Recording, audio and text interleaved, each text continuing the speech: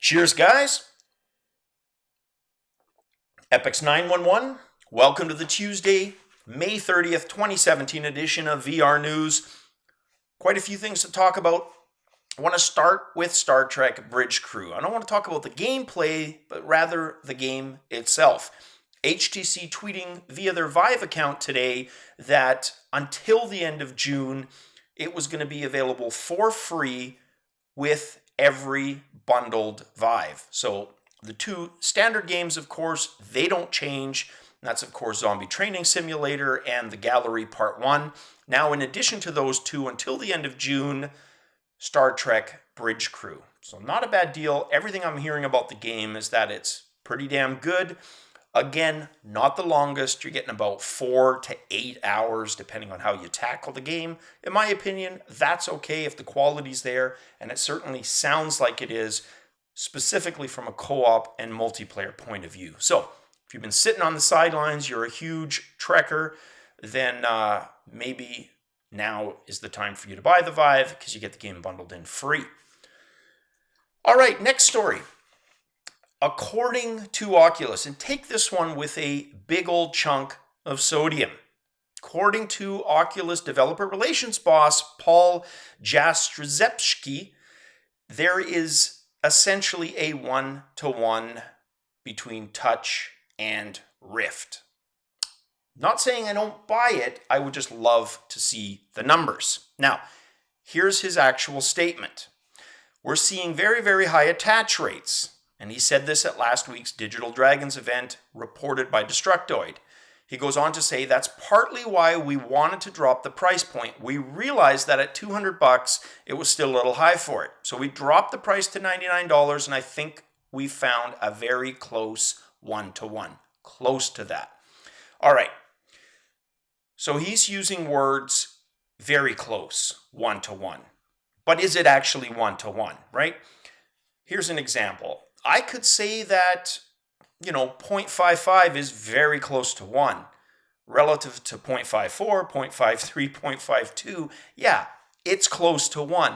But is it close to 1? No, it's almost 40, percent away from it, 41%, right? So it could be semantics.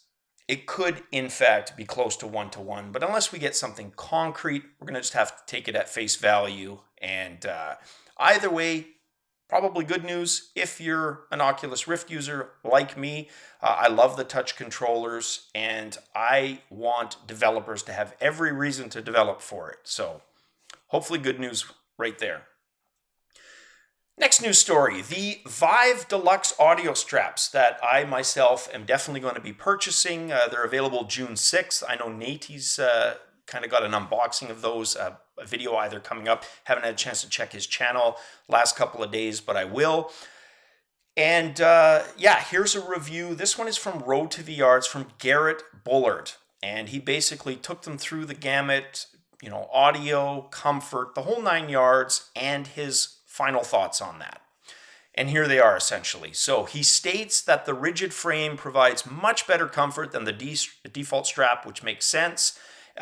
For me personally, it's one of the reasons I really love the comfort of the PlayStation VR unit. It's easily the best of the three for that reason. I think the rigid design was smart because it takes the pressure away from your forehead, applies it to the top of your head, where you don't have a lot of pain receptors and nerves going on. So it's a smart design. He goes on to say that another massive improvement over the original head strap is there's no more dangling headphone cables. Now, I've got a custom unit from Krister, one of the viewers to this channel, and I love the sound quality. But I made the mistake, and this is my mistake, not his, of asking for way too much cord. So anyone who's seen my quick plays on the HTC Vive notices a massive wad of bundled cable, and it looks awful. And that's really what he's getting at in the review. No more of that. It all falls nicely, and it's tucked away. He's done audio tests with Skyrim, Force Awakens. The bass sounded great, and while this isn't scientific, he states that it's certainly better than any iPhone earbud he's ever used. So there's always that.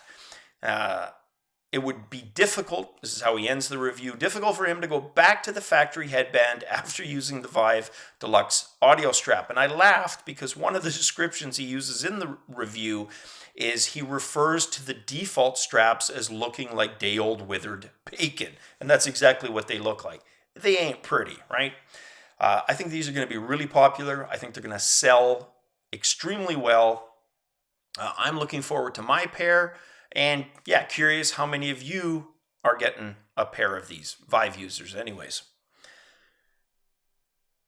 Next up, Vive partnering with Intel to make WiGig wireless VR accessory. Now, I know this is HTC specifically seeking out a partner to do their own solution. It's going to be interesting to see how this competes with TPCast, right? They've really gone to great lengths to make it fit the HTC Vive aesthetic, right? And that's a good idea regardless, because you want it to fit in. You don't want it to look oddball unless you're specifically going with a theme, right? Some different kind of theme, you know, Fear the Living Dead, whatever. So with that said, it's going to be interesting because they're also working at the 60 gigahertz bandwidth. So it'd be really neat to see what comes out of this partnership with Intel. Next news story, UFC and surprise, surprise, Samsung. Literally, the guys who are absolutely everywhere. I joked about them in the other night's show, and here we go again. You know, do you feel bad for them for the whole Note fiasco?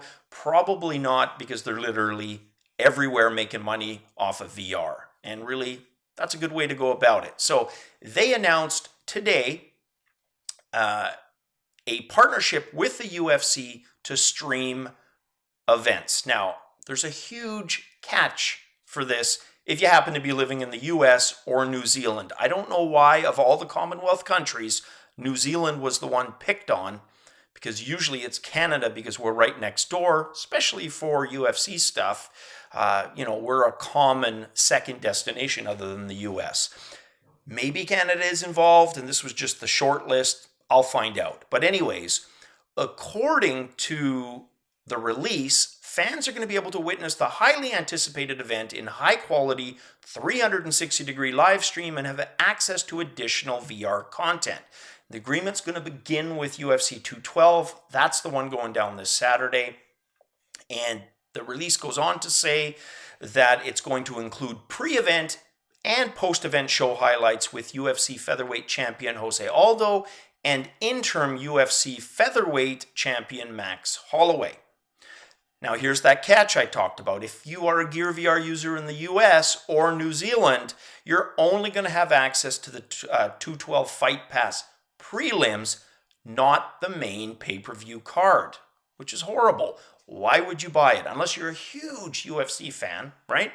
And those prelims are, you know, cards that you're really interested in. Personally, would not buy if I didn't get the main event. What's the point? So interesting to see if that's going to apply to other countries ultimately. If there's any UFC fans out there that are also into VR that know, let me know in the comments below. And the last story, got a chuckle out of this. Just, you know, I was a teenager here in Canada, a little boy in Holland. We went through all of that. But one thing I distinctly remember, because of our proximity here in Canada to the US, the cultural influence is huge. Like, look, here's a perfect example. We went metric in Canada. You know, Trudeau Sr., not the current, his dad basically had us go metric in the late 70s. To this day, we're talking almost 40 years later, we are still not truly metric. We are stuck in some kind of perverse hybrid, right? We'll order sandwich meat in grams, but tell each other's weights in pounds. It's a huge mess, okay? The other thing is, and that's due to having so much American television, right? You go into any cable box, it's predominantly US television we watch. And most of the population lives along the border, right? So even though we have our speed signs in kilometers, most of us can still talk the mile lingo, right? And inches. Home Depot, perfect example. Because of that TV, we got a lot of influence from the US, especially their military recruitment videos. I remember those in the 80s vividly. They went absolutely all out. If you are, of similar age, you probably remember Kenner Toys. They did the Star Wars action figures. Were they G.I. Joe or was that Hasbro? Anyways, either way, both made commercials, the Kenner and the Hasbro guys, and each 30-second commercial was like a mini movie. And the U.S. military, the Army, the Navy, the Marines, they followed suit. They made joining the military sound like the most epic adventure possible. And for a lot of people, that's exactly what it is, right? But also managed to avoid, of course, a lot of the negatives. And there's definitely negatives. Anybody in the military telling you will say, yes, of course there are negatives. You've got a family, getting carted along to different, the decision to live on base, off base because of gossip, all kinds of stuff, right? There's a huge list. I've got one friend in the U.S. Marines specifically. But the commercials were sure damn cool. And even as a Canadian, I was like, kid, oh my God, that would be awesome.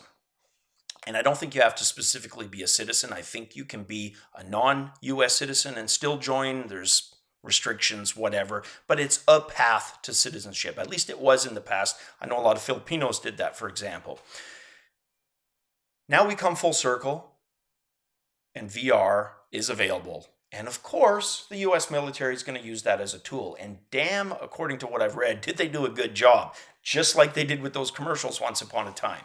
So what they've done is created these kiosks, and you go in and you enter a bunch of personal information, do some survey stuff, experience the VR, and these are high quality Call of Duty caliber experiences, but specific to either the Navy, the Marines, or the Army. And then at the end of that VR experience, you're asked some follow-up survey questions. For example, and this is the neat thing, the Navy says that 20% of all VR participants who originally checked the box expressing no interest in the Navy changed their minds to interested after going through the experience. That's 1 in 5. That's huge. For recruitment, that's big. You got to remember, the U.S. is all volunteer. There's no draft anymore. So that is huge. And yet another example of virtual reality doing some cool stuff. All right, guys, that is it for tonight's news. Back tomorrow with a gameplay video. That's the plan for tomorrow. The gaming recap as well as the daily VR news. Guys, as always, I'm going to say it once because Roger and a bunch of others mentioned this in the comments. I'm literally on the flip side now. Catch you guys on the VR flip side. Cheers.